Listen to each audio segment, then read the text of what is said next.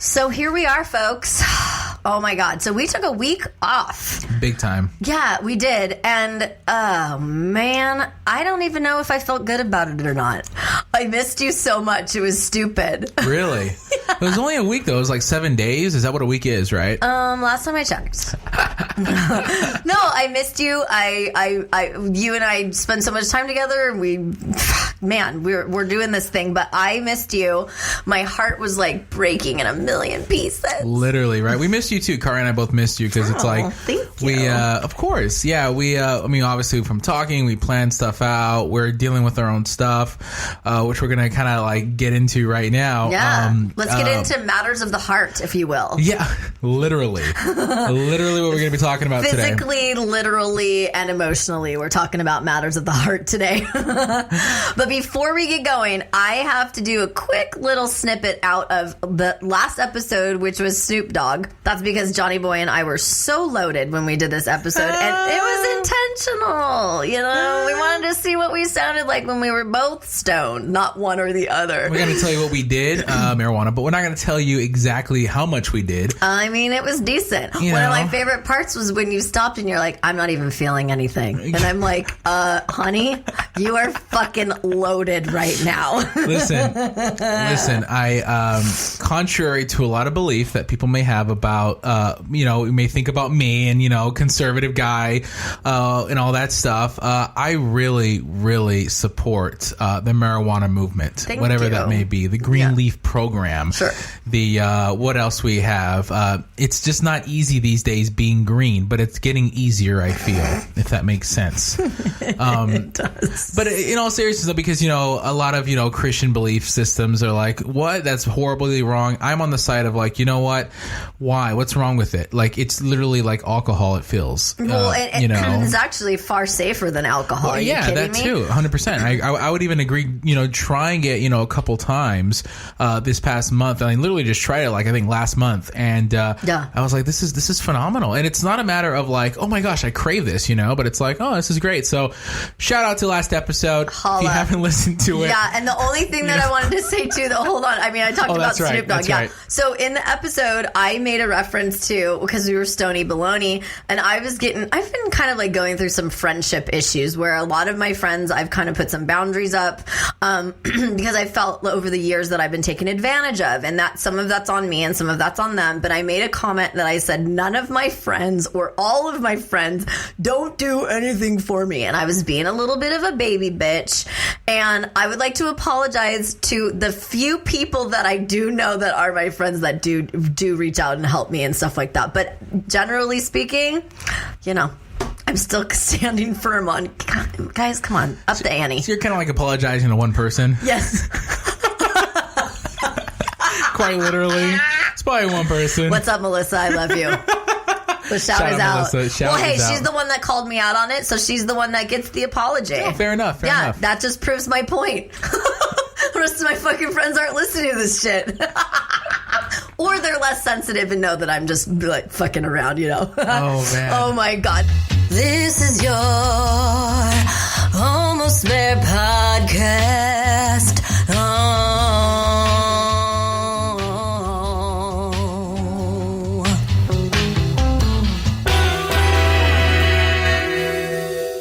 Your Almost Bare podcast, where we talk about real life stories on sex, love, health, and all the dirty secrets in between. Sure, yeah. And like Lyndsay said, today we're talking about the elements of the heart. Mm-hmm. What defines the heart? The broken-heartedness, the love-heartedness, if there's such a thing.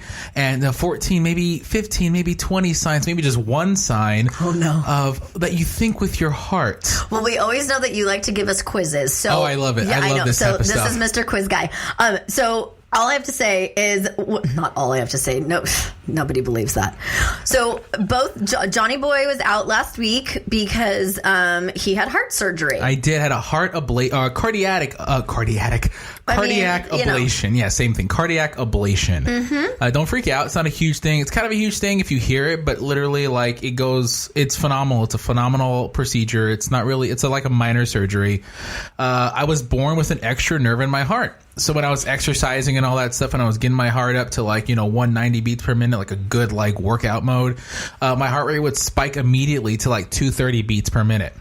And usually I would calm it down when I was a kid, get it down there, and then it'd go away. But then this time, like in August, a couple months ago, it wasn't stopping. Right. 230 beats per minute, straight up, 30 minutes, freaked me the hell out. Got a doctor in. Kids, when I was a kid, doctors were like, yo, it's just a fast heart. Nope. I had a tachycardia. Form of it, WPW, Wolf Parkinson's. The other W, don't know what it stands for, but it's Wolf Parkinson's white disease. There it is. There it is. And that is because I also had this extremely rare birth defect, Wolf Parkinson's white syndrome, disease syndrome, in my heart as well. And I had a heart attack, though, when I was 30, and then I had heart surgery right after that. And I had the same thing, ablation, this weird random thing. My heart used to go off the fucking Richter, and I'm asthmatic, so it was always thought that it was my albuterol inhalers that speed up your heart because it opens up your lungs to help you breathe. We didn't attribute it to anything else but asthma medication. And I'm 100 years old, so I'm back in the day. Actually, I'm not. I'm 41. I may feel 100 some days. It was the years of we didn't wear seatbelts. We didn't as kids. Like, our parents were like, yeah, it's cool. Just go out there and run in front of the cars. It's good. Unlike helicopter parenting now. But, so I didn't find it out until I was 30. You're shortly behind me at 26, 27 years old, because now you're 27. But it's crazy that of all of the people, the two of us have the same rare birth defect, and we both had to have ablation. Your surgery was 4 hours. Mine was a little over 8. It's not so crazy shit, man. Yeah. And so from a physical perspective, I'm happy that you're here. I know that you were nervous. I know that you were scared about it, and I hope that I gave you as much support as I possibly could in that regard. We appreciate it. In fact, Kari, my wife, when I went in for it, it was really I teared up because I had to say bye to her, and this was my first time being alone with these doctors, the anesthesiologists, and all these people. I don't even know them, but I'm trusting them. You have to just trust them. And they're like, yeah, we've seen this many times. They've seen cardiac ablations many times. Sure. They may have not seen WPW many times, because I'll tell you how rare it is. It's really rare. Out of all the people in the world, only 200,000 are diagnosed, an estimate, per year. Super rare. And you and I are two of them, which is pretty awesome. Yeah, and it's and all it is, it sounds like it's crazy that it's rare. If you didn't think that we were awesome before, we are now. We are now. And you think it's rare? Well, it's rare as in bad. It's not that bad. They just literally burn off the nerve, and that's what they did with me. And so far, I'm still kicking. Oh my God, I'm so excited. Kickstart my heart like Motley Crue, baby. Okay, so I have a question for you. Go for it. I'm pretty sure I already know the answer. But because the ablation goes through the groin area. Oh, no, I know where this is going. I know. I'm wondering, did they shave your balls? Of course they did. I have patches. Yes, for the win. All over down there. I have patches all over my chest. Oh, yeah. You sent me the picture of your chest. It's so funny. It looks like you got a bad wax job. Yep. Have you guys seen 40-Year-Old Virgin? Yes. That's what it was. I couldn't figure it out. I knew it. Oh, my God. Exactly. I was Steve Carell getting a wax job. But it wasn't at the waxer lady place. It was in the doctor's office. Sure, and they don't give a shit about what you look like. They're like, we got to get in and out. We don't care. Yeah, and it's like, can you just do the whole thing? I'm lucky my body's like a dolphin. I have no hair. I have back hair, guys, carpet hair all over my body. So. I know. We're really going to work with you and a couple other people that I know on hair removal. As long as it's done right. But shaving, folks, I am itchy right now. My chest is itchy. Yeah, it's yeah, it's a thing. Anyway, are your balls itchy though? I mean, so have you guys had sex yet since surgery? Honestly, no. Okay, interesting. No. Now, why? Because we want to play it safe. I don't know, honestly, we kind of asked the doctor, I think. I'm pretty sure Kari did, if we can. He's just like, well, of course she did. She's like, when can I fuck this guy again? That's my girl. Just be careful, So, we have our fun. Ease into it. Yeah, ease into it. So tonight's going to be a good time, had by all. That's all I can say. Yeah. So I'm happy that you're here. You know what I mean? I'm happy that we're back. We are going to be working on back-to-back episodes so that we can just bank a bunch of episodes for the holidays. But I would like to know if you guys have had heart ablation and have shaved balls. So you're more than welcome to reach out to me on that. I'll reach out to me about the shaved balls because I don't want to be the only one left alone in this room about that. Yeah, I mean, I don't have balls, but I shave. Hey, just let me know about that. Just let me know if I'm not the only one in here that's dealing with that kind of predicament. Oh, Jesus. Okay, so we're going to get maybe on topic. I don't know. So Johnny Boy, have you ever had your heart broken? Yes, I have. Okay, talk to me about it. One time. One time. My heart's been broken like a million times. Listen, I know I talk about my ex a lot. Shout out to my ex. I don't like her at all. No, we're not shouting out to her. She's a raging bitch face.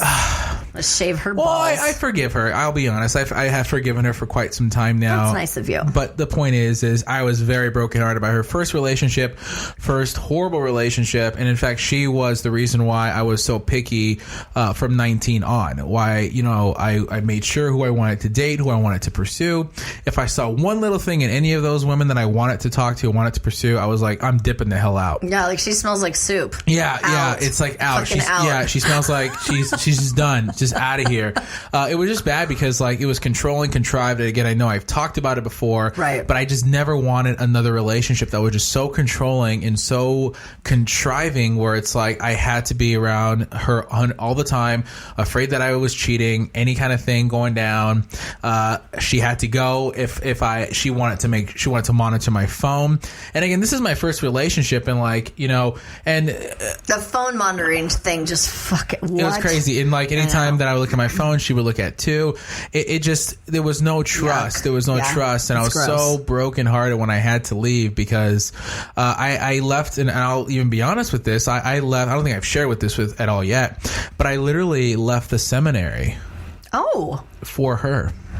Holy shit, I totally did not know that part of the story. And that's where I became brokenhearted because I left theological seminary, Catholic seminary. Because that's what I was going to ask you is how did you deal with that heartbreak, or how did you get to that? Well, no wonder you were heartbroken. You left something that was so incredibly powerfully important to you and your soul and your body and your mind and everything, and you did that for her. Fuck, man. Yeah, I did. And I told myself it was for me. I told my family it was for me. That, no, I want to be in a relationship. But literally I left for her because I thought she was the best damn thing since sliced bread.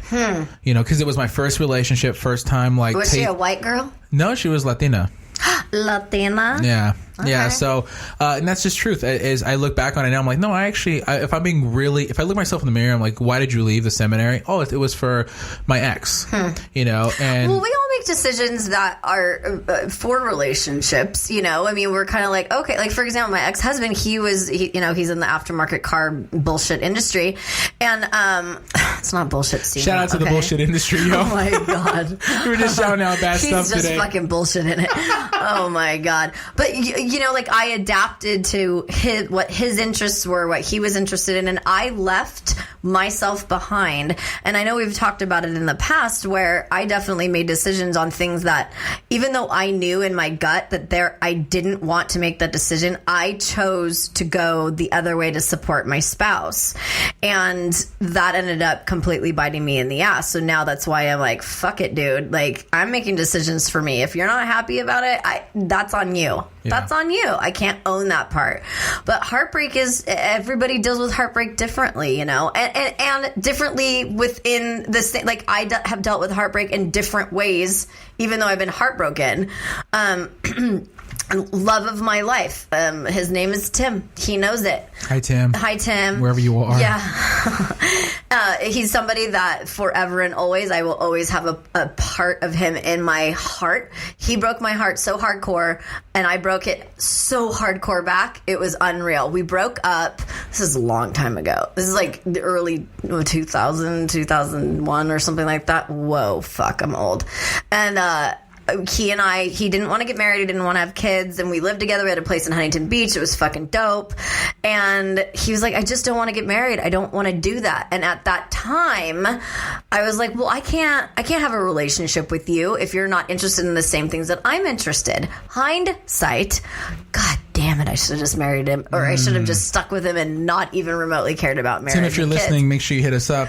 Talk to us at almostbearpodcast.com. Yes, Tim, please do. And don't be a troll and be like, oh, I'm Tim. No. Hey, I'm not gonna lie. I sent out my email marketing newsletter from my company about my marketing, and I put in a thing about Almost Bear Podcast, like you saw, and I went in and looked at analytics. His email address was in my database. Oh, Tim clicked through and went to our podcast.